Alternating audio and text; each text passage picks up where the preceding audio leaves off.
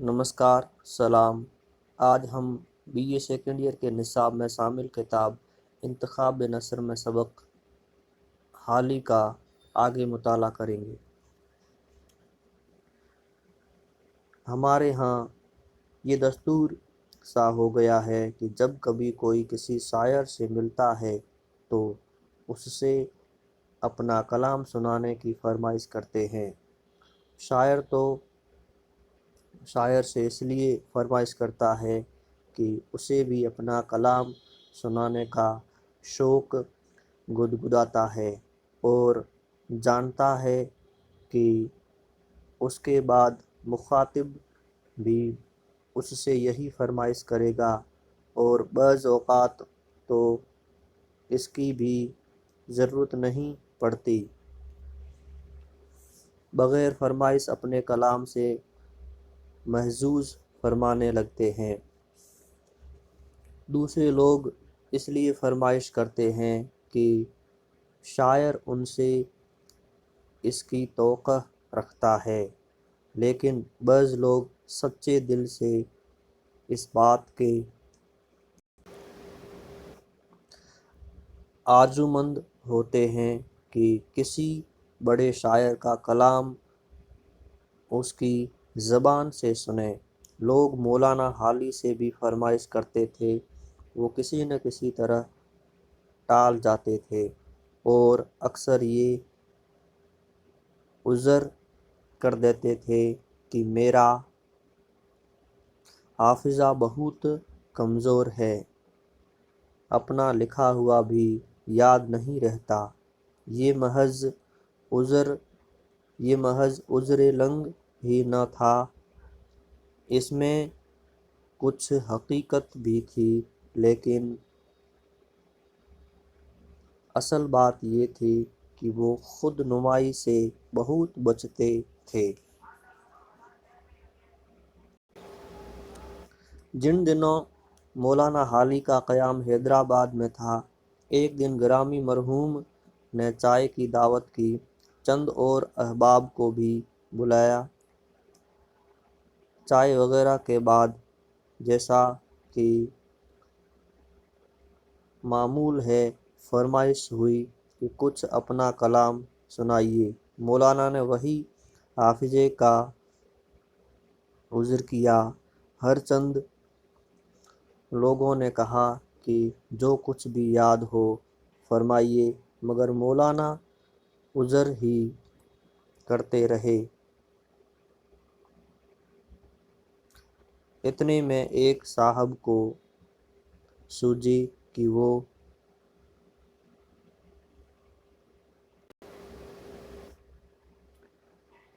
चुपके से उठे और कहीं से दीवाने हाली ले आए और ला के सामने रख दिया।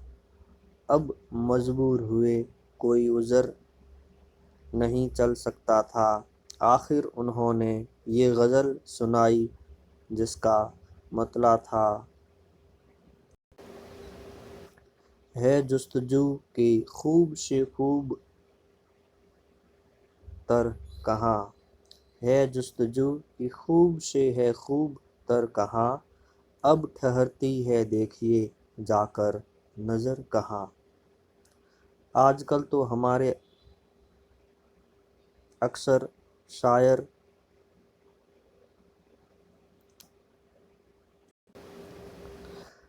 लय से या ख़ास तौर पर गाकर पढ़ते हैं, उनका ज़िक्र नहीं, लेकिन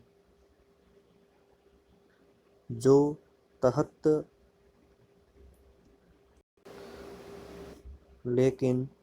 तहतुल लफ्ज़ पढ़ते हैं उनमें बज़ तरह तरह से चश्म इब्रू, हाथ, गर्दन और जिस्म से काम लेते और बज़ औक़ात ऐसी सूरतें बनाते हैं कि बेख्तियार हंसी आ जाती है।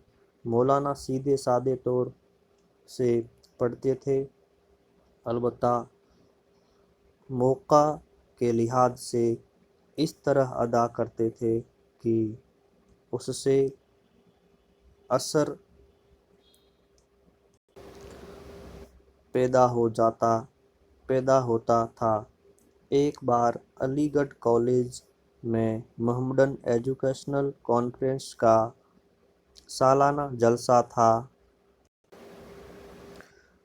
مولانا کا مزاج کچھ علیل تھا۔ انہوں نے اپنی نظم پڑھنے کے لیے مولوی وحید الدین سلیم صاحب کو دی، جو بہت بلند آواز، مقرر اور پڑھنے میں کمال رکھتے تھے۔ سلیم صاحب ایک ہی بند پڑھنے پائے تھے کہ مولانا سے نہ رہا گیا، نظم ان کے ہاتھ سے لے لی اور خود پڑھنی شروع کی۔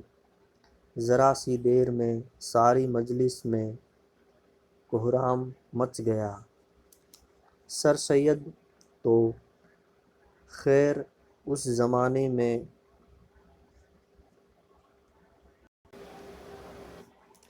مور دعن و طعن تھے ہی، اور ہر کس و ناقص ان پر منہ آتا تھا،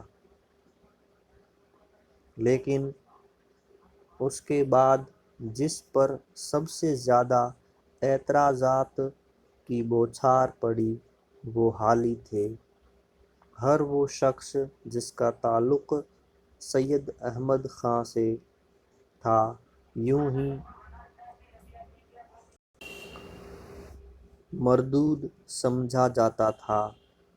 اس پر ان کی شاعری جو عام رنگ سے جدا تھی اور نشانہ ملامت بن گئی تھی، اور مقدمہ شعر و شاعری نے خاصی آگ لگا دی۔ اہل لکھنؤ اس معاملے میں چھوئی موئی سے کم نہیں۔ وہ معمولی سی تنقید کے بھی روادار نہیں ہوتے۔ انہیں یہ وہم ہو گیا تھا کہ یہ ساری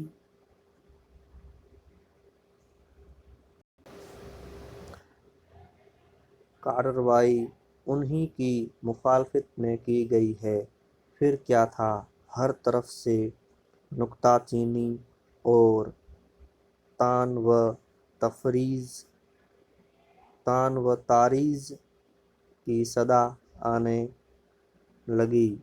اودھ پنچ میں ایک طویل سلسلہ مضامین مقدمہ کے خلاف مدت تک اودھ پنچ نکلتا رہا، جو ادبی تنقید کا عجیب و غریب نمونہ تھا۔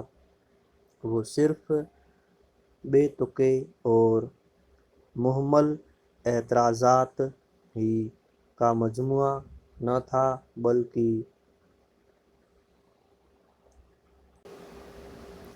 پھکڑ اور کھبتیوں تک نوبت پہنچ گئی تھی۔ جن مضامین کے عنوان ابتر ہمارے حملوں سے حالی کا حال ہے، ابتر ہمارے حملوں سے حالی کا حال ہے، میدان پانی پت کی طرح پائمال ہے، تو اس سے سمجھ لیجیے کہ اس عنوان کے تحت کیا کچھ خرافات نہ بکی گئی ہوگی۔ مولانا یہ سب کچھ سہتے رہے، لیکن کبھی ایک لفظ زبان سے نہ نکلا۔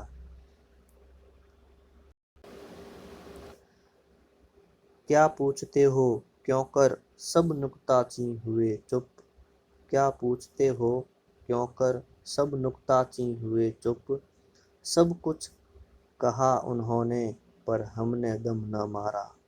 لیکن آخر ایک وقت آیا کہ نکتہ چینیوں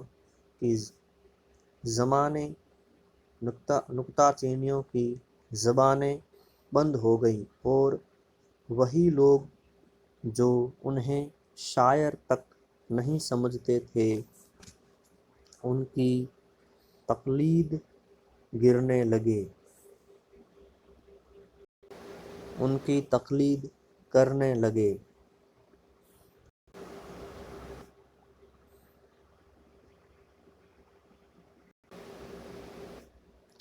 غل تو بہت یاروں نے مچایا پر گئے اکثر مان ہمیں۔ مخالفت سہنے کا ان میں عجیب و غریب مادہ تھا، کیسا ہی اختلاف ہو وہ صبر کے ساتھ سہتے رہتے تھے، جواب دیتے تھے لیکن حجت نہیں کرتے تھے۔ بعض اوقات نامعقول بات اور کٹ حجتی پر غصہ آتا تھا لیکن ضبط سے کام لیتے تھے۔ ضبط اور اعتدال ان کے بہت بڑے اوصاف تھے اور یہ دو خوبیاں ان کے کلام میں بھی کامل طور پر پائی جاتی ہیں۔ یہ ادیب کا بڑا کمال ہے۔ یہ بات صرف عیسیٰ تازہ کے کلام میں پائی جاتی ہے، ورنہ جوش میں آ کر آدمی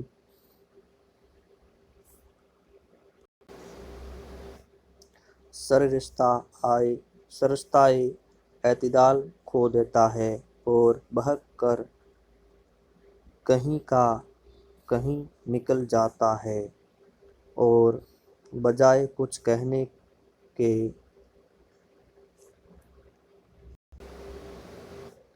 چیخنے چلانے لگتا ہے۔ مولانا نے دنیوی جاہ و مال کی کبھی ہوش نہیں کی، جس حالت میں تھے اس پر قانی تھے اور خوشی خوشی زندگی بسر کرتے اور اس میں اوروں کی بھی مدد کرتے رہتے تھے۔ ان کی قناعت کا ثبوت اس سے بڑھ کر کیا ہوگا کہ انہیں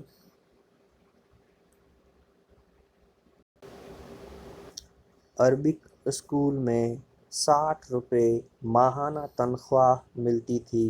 جب حیدرآباد میں ان کے وظیفے کی کارروائی ہوئی تو انہوں نے 60 سے زیادہ طلب نہ کیے، جس کے تخمیناً 75 حالی ہوتے ہیں۔ ایک مدت تک 75 ہی ملتے رہے، بعد میں 25 کا اضافہ ہوا۔ ریاست حیدرآباد سے معمولی آدمیوں کو بیش قرار وظیفے ملتے ہیں۔ وہ چاہتے تو کچھ مشکل نہ تھا مگر انہوں نے کبھی زیادہ کی ہوش نہ کی اور جو ملتا تھا اس کے لیے وہ بہت شکر گزار تھے۔